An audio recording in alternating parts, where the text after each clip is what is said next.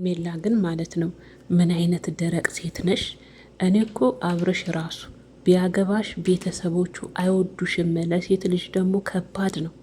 ቤተሰቦቹ ጠልተውሽ እሱ ወደውሽ ከባድ ነው። በቃ ዳንቺ ከህይወቱ ውጪ እያሉሽ ነው። አትወጭም እንዴ?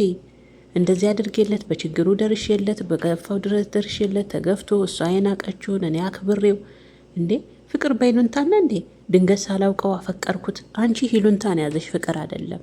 ያረግሽለት ነገር ቆጭቶሽ ነው አይደለ? ለአብርሽ አንዳንድ ነገሮችን ስታደርጊ ምናልባት ሲከፋው ካጠገቡ ስትሆኚ የኔ ያደርገዋለሁ ብለሽ አስበሽ ነበረ አይደለ? በይሉንታ አስረሽ አብርሽን የራስሽ ለማድረግ ነበር። አሁን የተረዳውሽ እንደዛ ነው። ከዛ ድንገት ፍቅር ውስጥ ገባሽ። ስለዛ ውለታ ፍቅር አይደለም ውዴ፣ ውለታ ነው። ፍቅርና ውለታን ደግሞ መለየት አለብሽ። በቃ ወንድሞቹም እኮ ሁሉም እህቱም ባለፈ እንዲህ ውጪ ሙጭኛ ትበያሉሽ። በቃ ከህይወታቸው ውጪ ደግሞ ሁሉም ቦታ ስትሄጂ አቤልን አንጠልጥለሽ ነው። በቃ አንድ ላይ አቤል ያግባሽ። እናቲ ትሙት ሳምቲንግ በቃ ለትንሽ ሰዓት እንግሊዘኛሽን እኔ ልበደርሽና በቃ አቤልን አግቢና ከአቤል ጋር ተፋቀሩና ከአቤል ጋር ስሩ ዩቱባችሁንም። እንደ አንቺ ልጆቹን ተፋቻቸው። በቃ የፊ እኮ አስጠነቀቀሽ። አሁን ወደዚህ ውለታማልሽ ለአብርሽ እንደዚህ አድርጌለት በከፋው ሰዓትና በአዘነ ሰዓት ሰው ማግኘት እኮ ከባድ ነው። መጥፎውን ብቻ ሳይሆን ጥሩን ነገር እኮ አላየም። እንደ ወንድም አክብሬን የመጣሁት ኤፍሬም። አብርሽ በከፋው ሰዓት እሷ የናቀችውን እኔ ስላከበርኩት ነው ወይ? እኔም ሳላስበው ድንገት ፍቅር ውስጥ ገባው። አብርሽን አፈቀርሽው በይሉንታ ማለት ነው። እኔ እናትና አባቴን እኮ አባቴ እናቴን ሲያከብራት አውቃለሁ አለሽ። ደግሞ አንቺ አሁን ትክክል በእናትና በአባት በትልቅ ሰው እጅ ያደግሽ ሴት ነሽ። በተከበረ ቤተሰብ ያደግሽ ሴት ነሽ ሄርሜላ። እንደዛ አይነት ሴት ይህንን ነውር አታደርግም። አንቺ የእውነት አባትሽ እናትሽን ሲያከብር ለእናትሽ ፍቅር ሲሰጥ በጥሩ ቤተሰብ ውስጥ ያደግሽ ሴት ከሆንሽ የሰው ባል ካልቀማው ሞች አልገኝም የምትይ አይነት ሴት አትሆኝም ነበር። ስለዚህ በተከበረ ቤተሰብ ውስጥ አይደለም ያደግሽው ሄርሜላ። እንደዚሁ አታስመሲ እንዴ። በከፋ ሰዓት አጠገቦሽ፣ ባዘነ ሰዓት አጠገቦሽ። ታዲያ ሂሉንታ እኮ ነው እንጂ ፍቅር አይደለም። እሱ ሊያፈቅርሽ አይችልማ።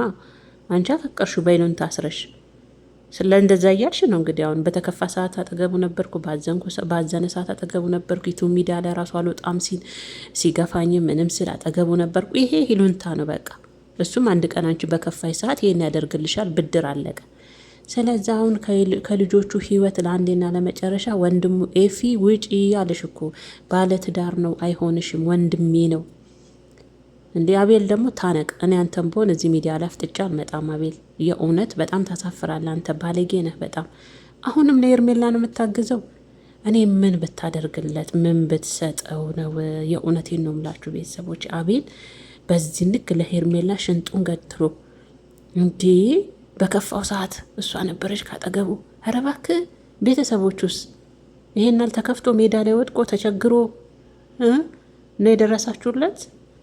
ሄርሜላ ኧረ እባክሽ እንደረቃቱኝ በእናትሽ፣ እኛም ደከመን፣ ሳምቲንግ እኛም ደከመን። እንዴ ውጪ ከህይወታቸው ውስጥ ውጪ። አብርሽ ባለትዳር ነው፣ የልጅ አባት ነው። እኛም ደከመን ተመልካቾች፣ ውጪ ያለን ውጪ ያለን። አንቺ አትወጪም እንዴ? እንዴ በእንደዚህ አይነት ሁኔታ አብርሽ ቢያገባሽስ እንዴት ነው አይምሮሽ ተቀብሎ አብረሽ የምትኖሪው? ኦዲየንስ ጠልቶሽ፣ የሴትነት ክብርሽን አውርደሽ፣ ቤተሰቦቹ ጠልተውሽ። ለሴት ልጅ ደግሞ በጣም ከባዱ ነገር የባላችሁ ቤተሰብ አይጥላችሁ። እግዚአብሔርን እንዲህ በቃ ተፋችሁ። ሄርሜላ እውነት ይደብራል።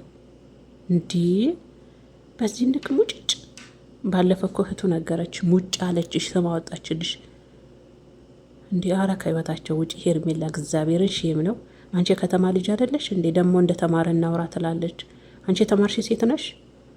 እኔ የተማርሽ ሴት ብትሆኚ በደንብ የገባሽ የከተማ ልጅ ብትሆኚ ይሄንን አጸያፊ አስቀያሚ ስራ ትሰሪያለሽ። የሰው ባል ቀምተሽ ያዙኝ ልቀቁኝ፣ የኔ ካልሆነ አፍቅሬዋለሁ፣ ይሄን አድርጌለታለሁ፣ በችግሩ ካጠገቡ ነበርኩ፣ አንገቱን ሲደፋ ካጠገቡ ነበርኩ ብለሽ እንደዚህ ባላለቀሽ። ልታለቅሽ እኮ ነው በነገራችን ላይ።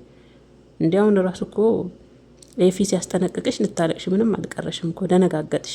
በቃ ከወንድሜ ህይወት ለአንዴና ለመጨረሻ ውጭ አብርሽ እንዳላይሽ አለሽ። ምን ትፈልጊያለሽ ከዚህ የበለጠ? አረ ሄርሜላ የሴትነት ክብር የሚባል ነገር አለ። ውጪ ከህይወታቸው ውስጥ ውጪ።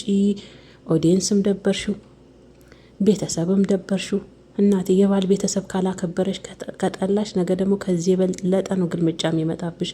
አብርሽን ብታገቢ ራሱ ምሳሌ ነው ያልኩሽ። ግን አብርሽ ያገባሽ ተስፋ ቆርጭ ምን አንቺ እንዴ? ትናንት እኮ